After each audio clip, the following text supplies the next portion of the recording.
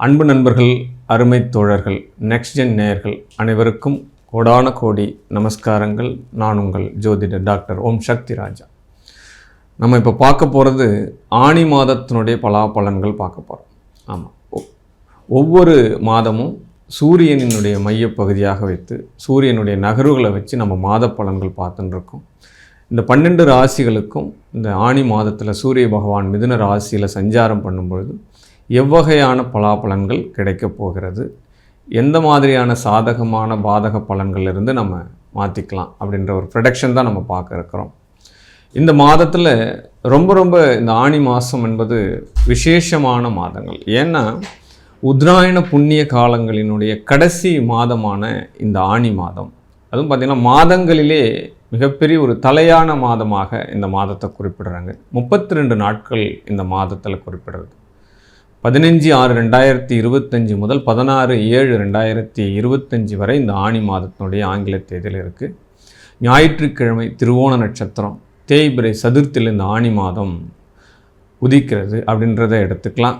But இந்த கிரக நகர்வுகள் எப்படி இருக்குது அப்படின்னு பார்த்தோம்னா, திருக்கணித பஞ்சாங்கப்படி ஆணி மாதம் 8ஆம் தேதி புதன் பகவான் மிதுனத்திலிருந்து கடகத்துக்கும், ஆணி மாதம் 15ஆம் தேதி சுக்கிர பகவான் மேஷத்திலிருந்து ரிஷபத்துக்கும் பயிற்சி ஆகிறாங்க. பட் இந்த மாதத்தில் மிகப்பெரிய ஒரு யோகம் என்னமா வேலை செய்யுது அப்படின்னா, திரிகிரகி யோகம் அப்படின்ற ஒரு யோகம் இந்த மாதத்தில் வேலை செய்யுது. ஏன்னா சூரிய பகவான், குரு பகவான், புதன் பகவான் இந்த 3 கிரகங்களும் சேர்ந்து மிதுன ராசியில் சேர்க்கை பெறதுனால இந்த யோகம் திரிகிரகி யோகம் அப்படின்னு சொல்லப்படக்கூடிய ஒரு மகா யோகமாக வேலை செய்யுது. இந்த யோகம் பார்த்தோம் அப்படின்னா மேஷ ராசி, மிதுன ராசி, சிம்ம ராசி, விருச்சிக ராசி, தனுசு ராசி இந்த 5 ராசிகளுக்கும் இந்த ஆணி மாதம் மிகப்பெரிய ஒரு யோகத்தை கொடுக்க போகிறது. மிகப்பெரிய சந்தோஷத்தை கொடுக்கிறது, வருமானத்தை அதிகரிக்கிறது, பல நன்மைகளை செய்யக்கூடிய ஒரு மாதமாக இந்த ஆணி மாதம் இருக்கிறது. இந்த ஆணி மாதத்தில் வரக்கூடிய இந்த உத்திரம் நட்சத்திரத்தில் சிவாலயங்கள் நீங்கள் போயிட்டு பூஜை பண்ணுறீங்க அப்படின்னா மிகப்பெரிய ஒரு பாவங்களிலிருந்து நீங்கள் விடுபட்டு யோகங்கள் கிடைக்கிறதா ஜோதிட சாஸ்திரம் சொல்லுகிறது. கேட்டை நட்சத்திரத்தில் போயிட்டு ஸ்ரீரங்கத்தை வழிபடுறீங்க அப்படின்னா, அந்த திருமஞ்சனத்தில் கலந்துடுறீங்க அப்படின்னா பல செல்வங்களுக்கு யோகாதிபதியாக நீங்கள் மாறக்கூடிய விஷயமும், அதுவும் இல்லாமல் ஆணி பௌர்ணமி மிகப்பெரிய ஒரு யோகமாகவும், இந்த திருச்சி உறையூரில் அந்த மாம்பழம் வச்சு படைக்கிறாங்க அந்த வெக்காளி அம்மனுக்கு, அதை போயிட்டு சம்பூர்ணம் பண்ணுங்கள். திருச்சியிலே மலைக்கோட்டையில் தாயுமான சுவாமிகளுக்கு வாழைத்தார் கொடுத்து இந்த பௌர்ணமியில் சமர்ப்பித்து யோகமாக நீங்கள் மாறுவதற்குண்டான சூழ்நிலைகள்லாம் இந்த மாதத்தில் நீங்கள் எடுத்துக்கலாம். மேலும் பல யோகங்களை பற்றி 12 ராசிக்கு நம்ம படிப்படியாக பார்த்து தெரிஞ்சுக்கலாம். அன்பார்ந்த மேஷ ராசி அன்பர்களே, உங்களுடைய ராசியில் சுக்கிரன் இந்த ஆணி 15 பேர் இருக்கார்.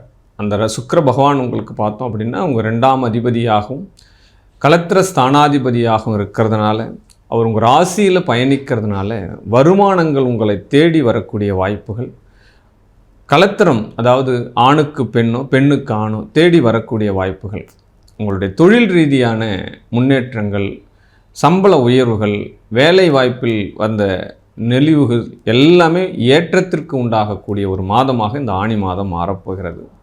ஏற்கனவே ரொம்ப பயமுறுத்தி வச்சுருக்காங்க, நம்மளுக்கு 7.5 சனி நடக்குது, 3ஆம் இடத்துல குரு போகிறார், குரு மறைஞ்சிருக்கார், இந்த மாதிரி விஷயங்கள் எல்லாம் உங்களை சொல்லி காயப்படுத்தியிருந்தாலும் பல கிரகங்கள் நவகிரகங்களில் எப்பொழுதுமே யோகங்களை கொடுக்கக்கூடிய கிரகங்களும் பாவங்களை கொடுக்கக்கூடிய கிரகங்களும் இருக்கத்தான் செய்கின்றன. அதனால் அப்படிப்பட்ட இந்த ஆணி மாதத்தினுடைய மேஷ ராசிகள் என்ன பண்ணுது அப்படின்னா, உங்களுடைய புத்திர செல்வாக்க மேலோங்குது, புத்திரனால் யோகத்தை கொடுக்குது, புத்திர சம்பத்துகள் கொடுக்குது, உங்கள் பிள்ளைகளால் மன மகிழ்ச்சி அடையக்கூடிய வாய்ப்புகள் கிடைக்கிறது, காதல் கலைகளில் வெற்றி பெறக்கூடிய சூழ்நிலைகள் உங்களுக்கு கிடைக்கப் போகிறது. ஆமாம், என்றைக்குமே ஒரு ஜாதகத்தில் 8ஆம் இடம் பலமாக இருந்தால்தான் அந்த ஜாதகன் மிகப்பெரிய ஒரு ஆராய்ச்சியாளன், அறிஞன், வித்தகன், சயின்டிஸ்ட் அப்படின்னு சொல்லக்கூடிய அந்த 8ஆம் பாவகம் உங்களுக்கு இப்போ செயல்பட போகிறது.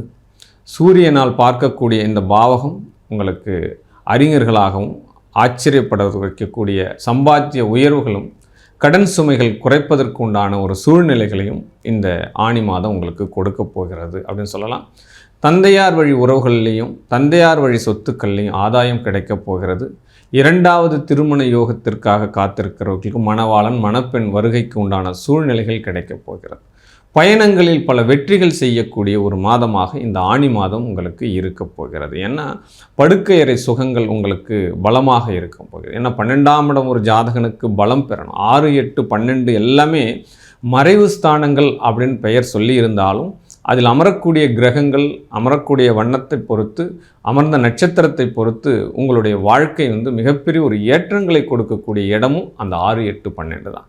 அப்போ இந்த 12ஆம் இடத்தை இந்த சூரிய பகவான் பார்வை பெறதுனால மிகப்பெரிய ஒரு விசேஷங்கள். அந்நிய முதலீடுகள் செய்கிறவங்க, வெளிநாட்டில் இருந்து பிஸ்னஸ் பண்ணுறவங்க, அந்நிய தொழில் பண்ணுறவங்க, அழியக்கூடிய பொருள் இந்த திரவிய தொழில் பண்ணக்கூடிய எண்ணெய் பிஸ்னஸ்ஸு, பால் பிஸ்னஸ்ஸு, நீர் சார்ந்த தொழில், இந்த தொழில் பண்ணுறவங்களுக்கு எல்லாமே மிகப்பெரிய ஒரு ஆதாயமாக இருக்க போகிறது இந்த மேஷ ராசி.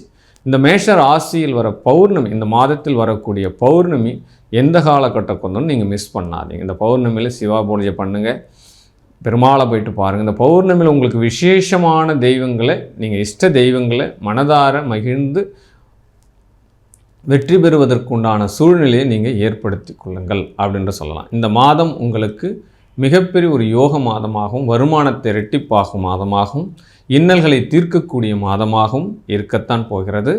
ஆமாம், உடல் சார்ந்த விஷயங்கள் அப்படின்னா சிறுநீர் சார்ந்த பிரச்சனைகள், மலம் சார்ந்த பிரச்சனைகள், அப்போ வயிற்று பகுதிக்கு, வயிறுக்கும் முட்டிக்கும் கீழ் உள்ள அந்த நடுப்பகுதியில் உள்ள பிரச்சனைகள் எல்லாமே இந்த மாதத்துக்குண்டான தீர்வை கொடுக்கும். உங்களுக்கு ஏற்கனவே இரண்ய பிரச்சனை இருக்குது, வயிறு சார்ந்த ரோகம் இருக்குது, எனக்கு சிறுநீரக சார்ந்த பிரச்சனை இருக்குது, இந்த மாதிரி விஷயங்கள் இருக்கிறவங்க எல்லாமே சரியாகதற்குண்டான சூழ்நிலைகள் இந்த மாதம் கிடைக்கும்.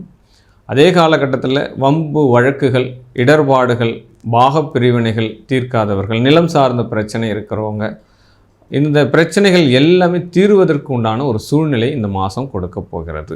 ஆமாம், செவ்வாய் கேது பகவான் ராசிக்கு 5ஆம் இடத்துல சஞ்சாரம் பண்ணக்கூடிய காலங்கள். உங்களுடைய குலதெய்வ பூஜையை அனுஷ்டானம் பண்ணுங்கள். குலதெய்வ கோயிலில் ஏதாவது விடுபட்ட வேலைகள் இருக்குது அப்படின்னா அது தொடர்றதுக்குண்டான ஒரு சூழ்நிலையை உங்களால் ஏற்படுத்தி கொடுங்க.